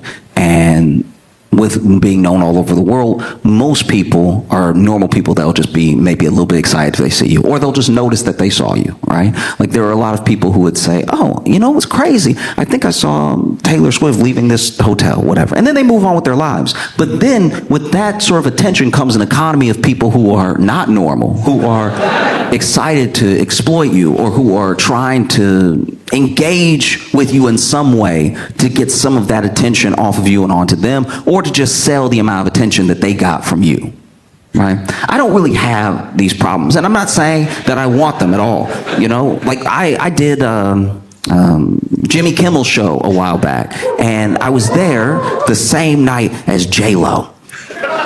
The same night as J-Lo. And so I was like, "Oh, I might meet J-Lo. That'd be crazy," you know? And I don't know much of J-Lo's like music or movies, or I've seen some of all of it, you know? Like, you know what I mean? Like, I'm not like a J-Lo head like that. Like, I'm not like, "Oh, it's happening." I'm more just like, "Oh, that'd be really cool if we passed by in the hallway and I could be like, 'Hey, I like the one where you were with Matthew McConaughey. That was fire,'" you know? But the thing about it is, like, you show up, and when I showed up to Kimmel's studio, I was in a car, and there were paparazzi there, and then there were also just fans of the show and of J-Lo, I'm assuming, there with like things for J-Lo to sign and stuff, and people were taking pictures. And I get out of the car, and they definitely thought, I didn't tell them this, but they definitely thought I was gonna be J-Lo. They were positive I was about to be J-Lo. They could just feel it in their bones. This must be J-Lo's car. And so then I open the door and I get out, and to hear a crowd in unison go, "Oh!"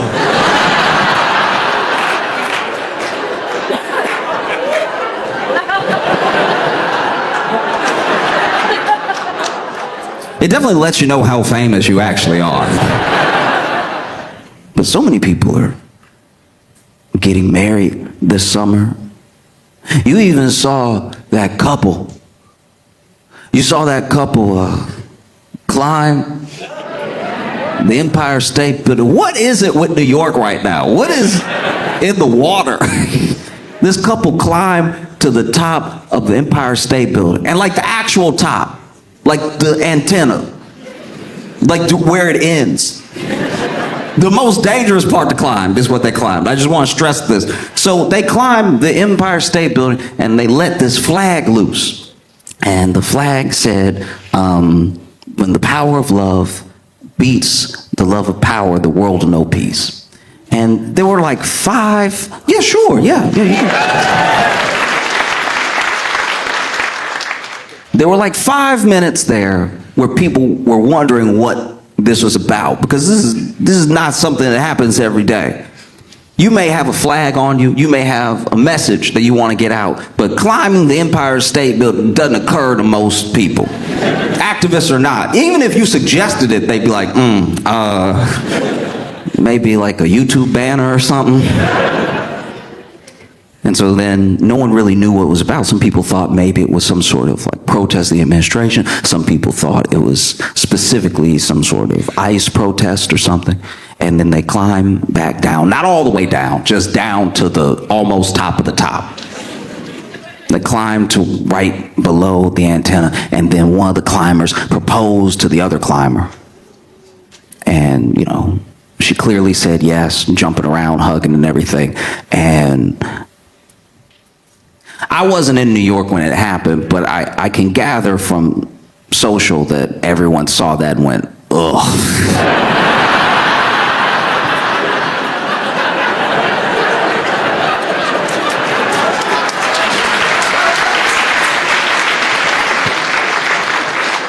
it quickly went from a potentially ambiguous political statement to like, oh wait, did y'all climb just for everyone to see your proposal? Like some of my friends were so mad.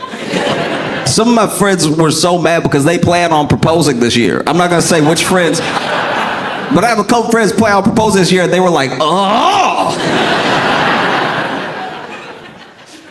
that's not fair. Because you gotta understand, every proposal that seems even slightly accessible becomes a competition with your proposal. So now there are dudes that are like, I gotta outdo the top of the Empire State Building. Because here's the thing, you can go to what they call the top of the Empire State Building. You can do that on a tour.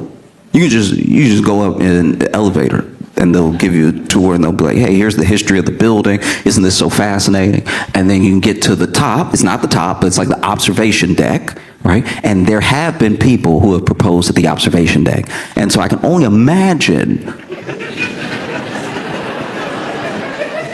if there was somebody who got up that morning and was like visiting New York City, you know, like it's a beautiful summer and everything, sunny outside. I planned something for us, babe. And then she's all excited. She's like, you planned?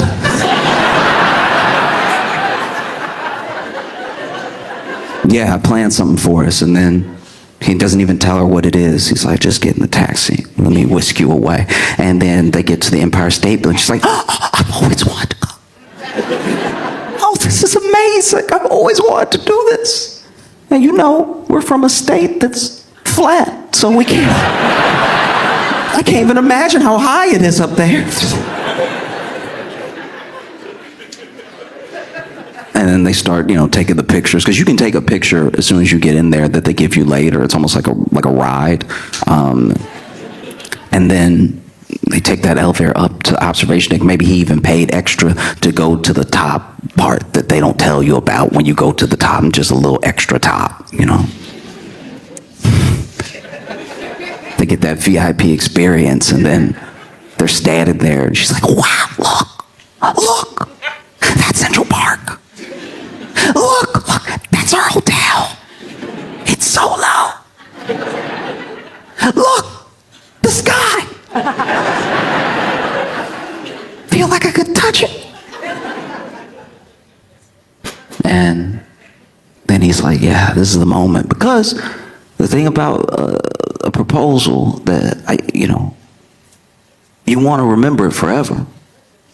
And maybe those thoughts are going through his head. Like just when you see how excited she is and how happy he's making her just by having a plan.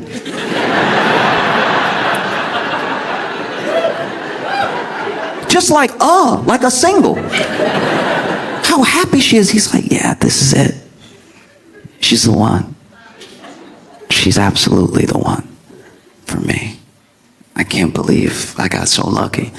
And then, he reaches in his pocket. And then he hears a scream. He hears a scream because someone has noticed a couple climbing the antenna.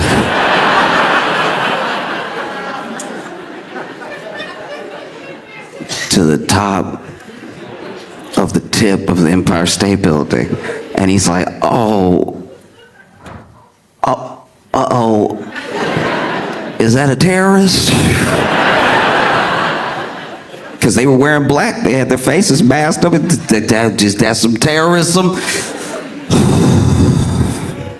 Okay. Well, in case something happens, maybe I should do it now anyway. And then he sees them unfurl that banner, and it says, the power of love beats the love of power, the world will know peace. And he's like, oh, okay, so not terrorism, all right. Wonderful, wonderful. We can remember this moment because we'll be like, hey, remember the time that those two protesters were like, and then we were like, that's us. We love each other more than we love, but we don't have any power. And just as he's about to kneel, he hears another scream because one of the climbers just proposed. He couldn't have thought that they were going to propose when he was going to propose. Or else he probably would have been watching them like fall, fall, fall, fall, fall, fall, fall, fall. Come on, it's windy, it's windy, it's windy, it's windy. Yep, yep. I saw the foot slip. Come on, fall. But then that guy kneels down and he sees him propose to her. And he had to be thinking in his head, why couldn't it have just been terrorism? This is...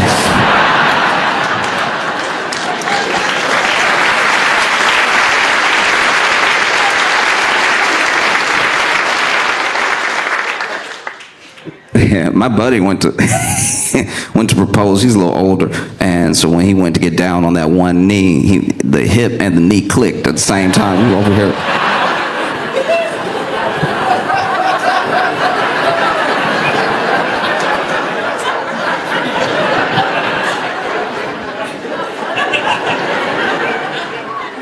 She heard all 6 clicks on the way.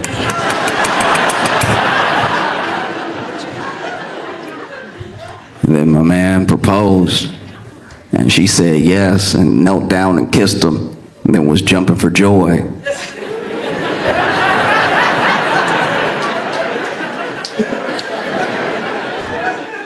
But now he really locked in. The whole rest of the night he was over here sitting on the bar stool like this, like.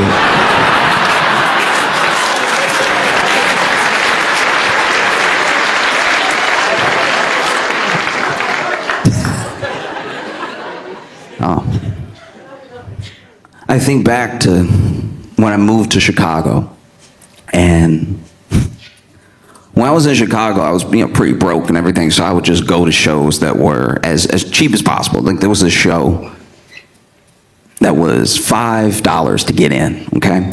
And the show was like an improv show. It was very fun. It was a really good time. But then we're all sitting, hanging out after the show at the end, and it's a table of us, like 6 people, all strangers, and I didn't know anybody, so I was very happy to try to make some friends and everything, and everyone was just sitting around the table. A couple people were having a drink, and this one woman prompted us. She was like, hey, let's go around the table and tell a story. Everybody will tell a story about your worst ever second date. Because here's the thing, this is what happens, right? You will go on a date, and usually people talk about their bad first dates. Usually it's all like, oh, they showed up and they were, the devil. And so I was like, oh, you weren't the devil in your profile. It feels like you catfished me because you're like a demon, and you didn't say anything about that when we were meeting up or when we were chatting, so. But in this scenario, it was like, what was a date you went on that was good, and then you went on the second date, and that was so bad it made you question reality from the first date. And somehow everyone at the table had a bad second date story. Everyone had a story of like, they were so lovely when we first met, and then the next time I saw them, they were like very rude to the server. They were just like, I couldn't tell if they were in a bad mood or if they were really this person, and they just put on a face for the first time. And then there's one woman at the table told us a story so insane that it made me question if I had really lived an interesting life at all. This woman told us a story about first date she went on. They meet up, and he really takes her on the town. He took her to a couple of really nice places in Chicago, like beautiful movie theater, but also the dinner was like this clearly high-priced, like fine dining experience with courses and everything. And he was really interesting to talk to, and they had a lot of the same interests and everything. It was just a wonderful first date. And so he even said to her, he was like, you know what? If I'm being honest with you, after the night that we've had, this is like it for me. Like, I really like you, and I just want you to know that I like you. I don't want you to walk away from this date having any doubt in your mind that I really like you. And she said that was really refreshing to hear because, people can play things close to the chest, or they can worry about getting hurt, and so then they can be coy and everything. But he was just saying it. And so a few days later, after some chatting, he asked her on a second date. And this date was going to be, he had planned it all out, it was going to be at his house. And it was going to be at his house like late afternoon, so. Yeah, I mean, it wasn't like a 2 a.m. come on over. This is gonna be late afternoon at his house, and she shows up and knocks on the door, and he doesn't answer. One of his friends answers, since a whole party. And it's at that point where she's like, oh, maybe he's invited me to like a barbecue, because she can see like people outside in the backyard, like drinking through the glass and stuff, and like a grill going and everything. And so she walks in, and the guy's like, oh, you must be Polly. And she was like, yeah, I'm Polly. And she's like, where's Steven? That's the guy. And she was like, I was here to meet Steven. He's like, yeah, okay. Well, Steven's around here somewhere, but I'll see if I can go find him for you. And so this is her first time at his place, and so she doesn't even know where to go next. And then this woman walks up to her and gives her a big hug, and it's Steven's mom.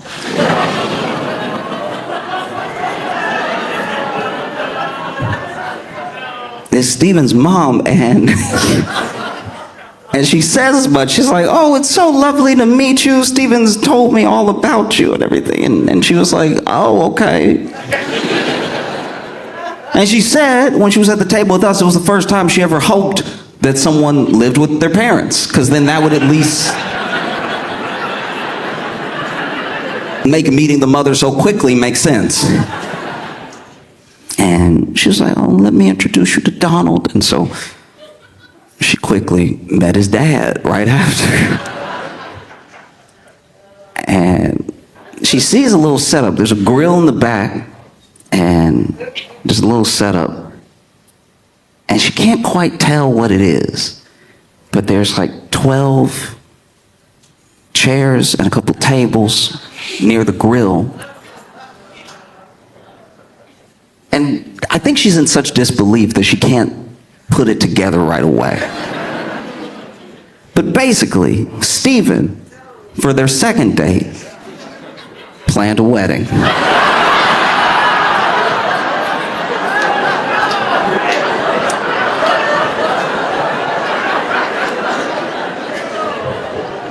And you have to understand, we're all sitting around the table sharing like bad second date stories. You know, and plenty of people are like, yeah, you know, the second time I met them, they were so rude. I was like, is this even the same person? And then she was like, yeah, Because the thing that she opened the story with initially when she was telling us about her worst second date ever was that she got arrested. And so even at this point in the story, I was like, when did you get arrested? Also, as soon as you realized what was happening, why didn't you leave immediately? And she was like, I was so shocked. I didn't know what to do next. And like, he had planned this whole thing, and I was so surprised. And I was like, please don't tell me you stayed in that house to just not be rude. I don't know what we need to do. I don't know as a society what we have to do. Ladies, if someone plans a whole wedding you didn't know about, you're well within your rights to leave that house. This is wild. And then she, you know, she was standing there shocked because not that many people were talking to her, but a couple people were looking and whispering and everything, and she was talking to the parents and stuff. And then finally, the buddy that answered the door comes back, and he's like, hey, Steven's upstairs if you want to go talk to him. And she was like, oh, yeah, I want to go talk to him. She goes up the stairs, knocks on Steven's door, and he's like, come in. And when she opens the door, he's holding a dress.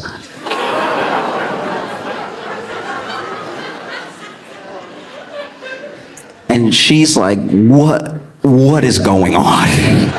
What is happening right now? And he's like, what? You don't like it? I planned everything.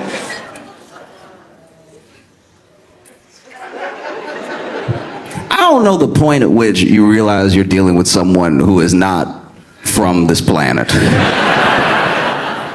Liking it is not the issue at all.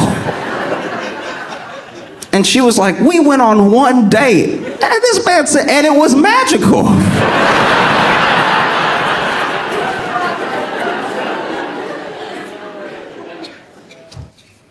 And before you have any sympathy for Stephen, in case you were working on some of that, apparently she said that, you know, she found this out after. Apparently, this dude had been like telling his family about someone, but not giving them enough detail. He had just been hyping up his family around the idea that he was getting married soon. But then he finally went on a date with Polly, and he was like, yep, this is the one. In case you were worried that he was in any way sane.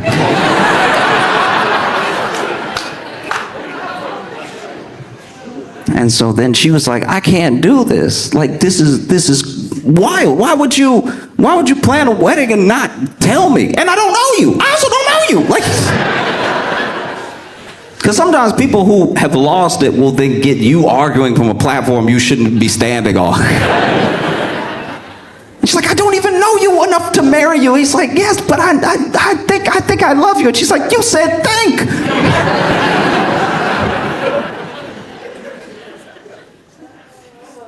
And she was like, I can't do this. And he was like, come on, you can't leave. I planned this whole thing. Everyone will be so disappointed. And she was like, okay.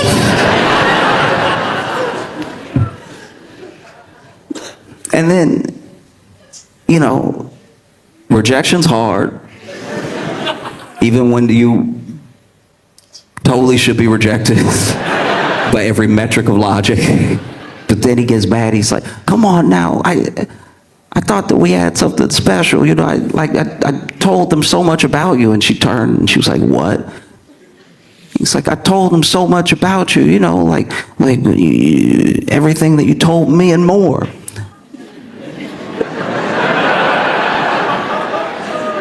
And she's like, what do you mean more? And he was like, yeah, you know, like after our date, it just, everything went so well. I looked you up online. I was telling everybody about, you know, like.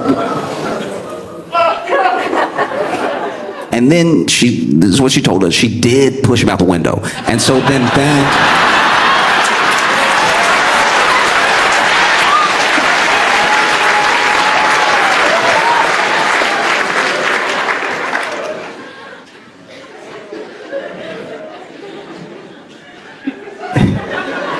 just imagine that dude laying there in a stretcher, getting carted off by an ambulance, like, so it's a no?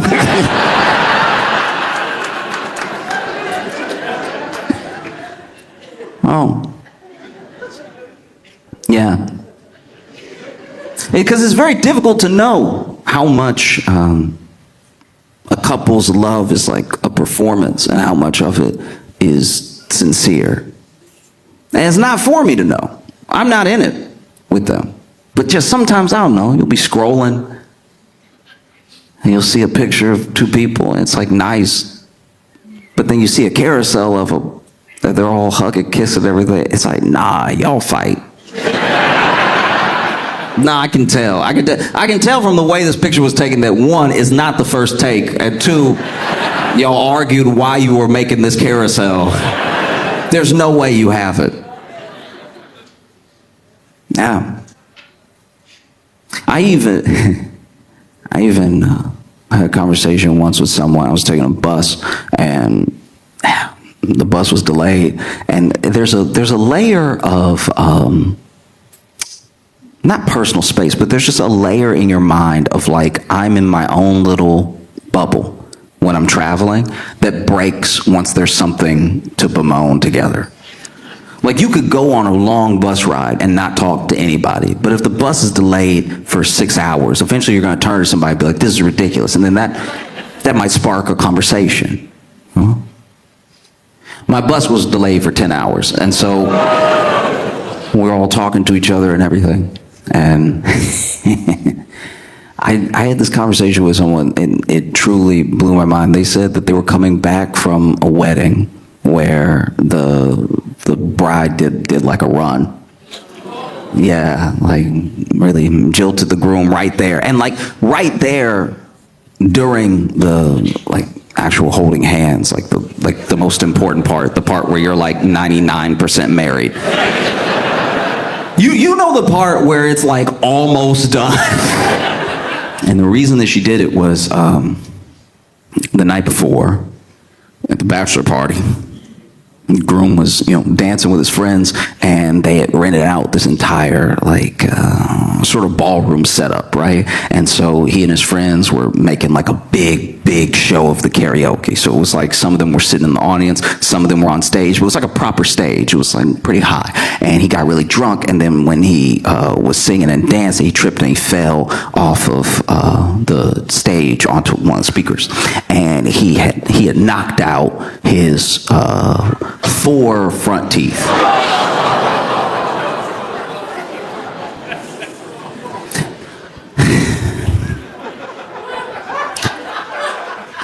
When it comes to teeth, your front are the most important. Your front are the ones that are the main attraction, Like when you see the first 4 teeth, you're like, he has teeth. Like when someone smiles and you see the first 4 teeth, you're like, that. No matter the size of the mouth, I can tell teeth are partying in there. And if you're missing the first 4, it throws all others into question. Because here's the thing, 1 missing tooth in the front is an interesting story. 1 missing tooth in the front, it's like, oh, what happened? Like, bar fight? 2 front teeth is clearly an issue. Something happened, but, you get by on personality. 3 missing front teeth is like, ooh, did those just never come in? Because once you get to odd numbers, you may want to do something about that. 4 missing front teeth might as well be all your teeth.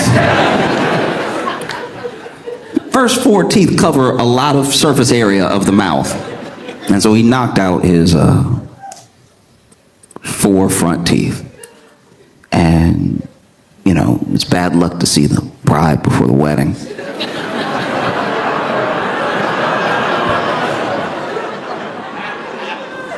And so she walked down the aisle, and, she looked beautiful, so he wasn't smiling, he was crying. He was over here tearing up. I'm so lucky,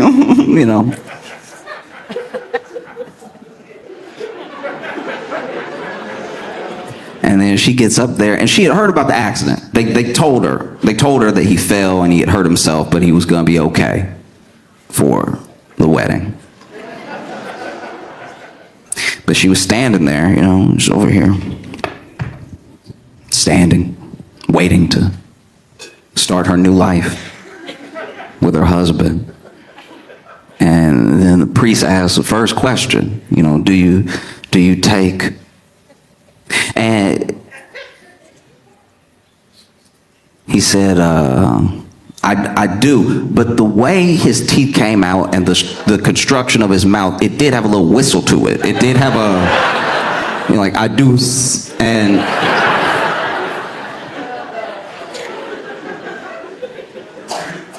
so she ran, she left. Which is devastating. Her friend was saying, she asked her, like, why? Do you love him, right? And she was like, yeah, but in that moment, I just couldn't imagine, like, raising kids that didn't have their 4 front teeth and, like...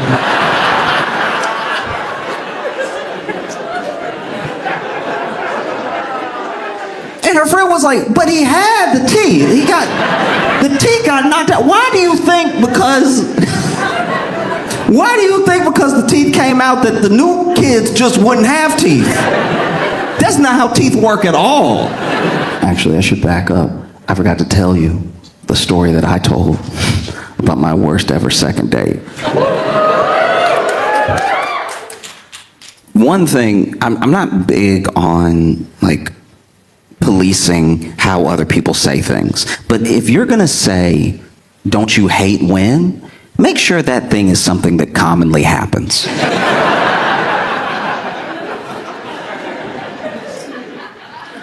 I went on a date, and first date was fine. You know, it was good. We were getting to know each other. I think we were both a little nervous and everything. I can be a bit quiet, and, you know, it was dinner, so we mostly chewed. And so we don't even know enough about each other to know if it's like working or not. So we went on this second date. And on the second date, she was like, "Don't you hate it when?" And then proceeded to tell me a story that I had never heard before or since. She said, "Don't you hate it when your dad is like leaving for work and then he backs up the car and hits your dog? And then pulls the car forward, gets out, sees they hit the dog, puts the dog in the trunk, and then comes home with a different dog?"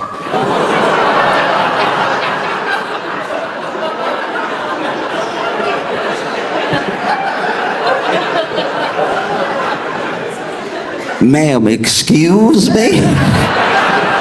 So much has happened in like 3 sentences.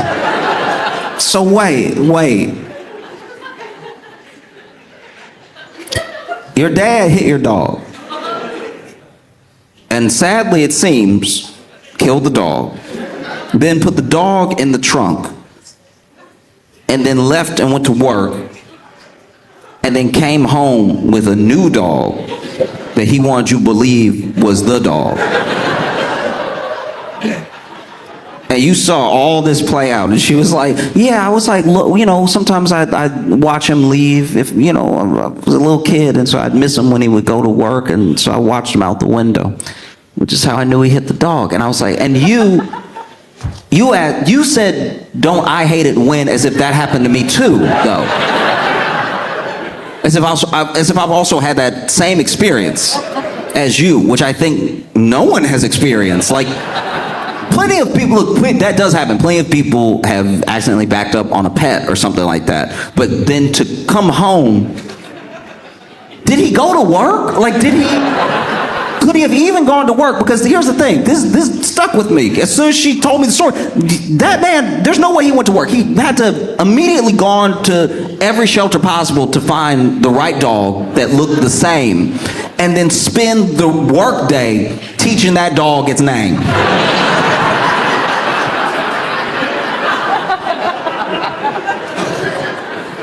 Because if you tell me that the dog named Sparky, and then he hit Sparky, and then he put Sparky in the trunk, and then he left, and then he went ahead and got a new Sparky to bring home that he hopes you haven't been paying too much close attention to, like the pattern of the fur or anything. If it looks enough like Sparky, if you bring the dog home and the dog doesn't respond to Sparky anymore, you're gonna be perplexed. You're gonna be like, is he losing his hearing or something? And she answered all my questions. She was like, "Yeah, I mean, I don't know. I guess maybe he did. Maybe he went to a shelter instead of work." And then I never thought about that. I never thought about him training the dog all day to learn his name. I was like, "Wait, what do you mean? He hasn't told you? What, did you ever tell?" And she was like, "No, he went to all the trouble, so I just acted like it was the same dog."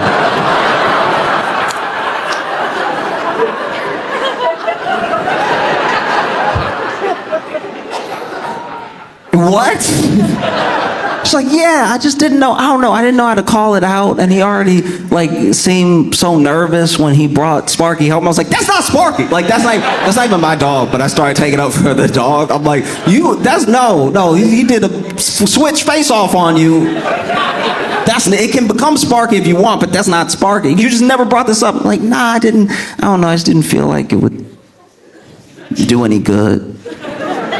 I was like, "You didn't, like, tell anyone? You didn't tell your mom or anything?" I'm like, "No, I was the only one that saw it. So I figured if he could keep a secret, I could keep a secret." And I was like, that's as sweet as it is horrifying. Like, there is a part of me that's like, okay, but then everyone else in the family is left in the dark where they're like, why is our dog suddenly no longer house trained? Like, because I was like, did the new dog act like the old dog? And she was like, no, not really. He actually bit a lot. I was like, wait, no. So you let your family get eaten up by this new dog who doesn't know why. And to be fair, I guess every dog could be like, why are they calling me this name? But you don't even know where this dog came from. Where did he get it? And she's like, yeah, I don't know. But don't you hate when that happens?